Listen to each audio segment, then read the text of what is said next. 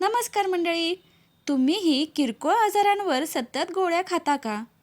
असे कोणते किरकोळ आजार आहेत ज्याच्यावर आपण घरगुती उपचार देखील करू शकतो आणि आपल्याला बरे वाटू शकते? चला तर मग व्हिडिओ शेवटपर्यंत नक्की पहा. सर्दी होतीये तर 1 चमचा मधामध्ये चिमूटभर दालचिनी पावडर मिसळून दिवसातून 2दा चाटा. जर सर्दीमुळे डोके जड झाले असेल तर सुंठाचा लेप कपाळावर लावल्याने आराम मिळतो. दुसरं, नाकातून सारखं पाणी येतंय तर जायफळ व वेखण थोडे उगाळून त्याचा लेप नाकावर व कपाळावर लावा व तेच मधात मिसळून चाटल्याने सर्दीमध्ये खूप लवकर आराम मिळतो. कफची समस्या असेल तर 10 ते 12 तुळशीची पाने, 4 ते 5 काळी मिरी आणि आल्याचा तुकडा पाण्यात उकळा. पाणी निम्मे झाल्यावर ते गाळून कोमट असताना प्या. हा काढा कफ खोकल्यावर रामबाण उपाय मानला जातो. घशात कवकव होतीये तर आल्याचा रस आणि मध समप्रमाणात घेऊन ते चाटल्याने घशातील खवखव त्वरित थांबते.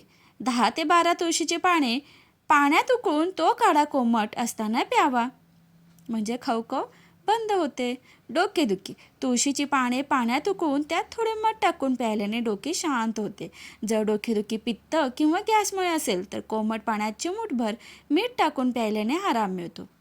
जर ताणामुळे डोकं दुखत असेल तर मानेच्या मागे गरम पिशवीने शेका. जर मायग्रेन असेल तर कपाळावर बर्फाचा पॅक ठेवा. आल्याचा रस आणि पुदिन्याचा रस चमचाभर एकत्र करून घ्या. डोकेदुखी लगेच थांबेल.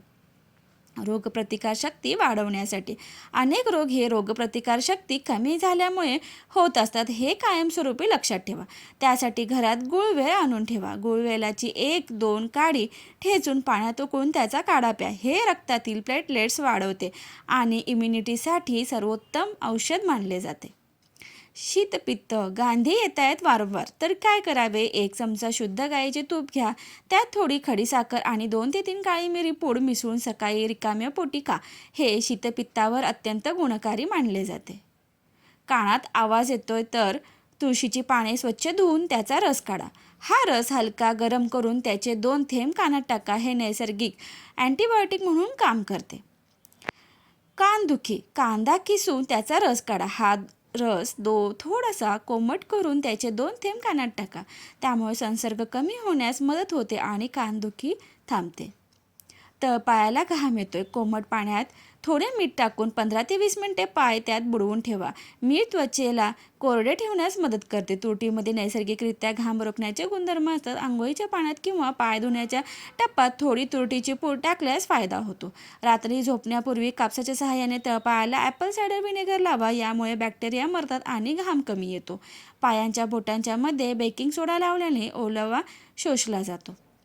अशा लहान सहान आजारांसाठी दरवेळी औषध घेण्यापेक्षा आपल्या स्वयंपाकघरातील नैसर्गिक उपाय करून पाहायला काहीच हरकत नाही. तुम्हीसुद्धा हे उपाय नक्की करून पहा आणि व्हिडिओ आवडल्यास व्हिडिओला लाईक, शेअर आणि सबस्क्राईब करायला विसरू नका. धन्यवाद.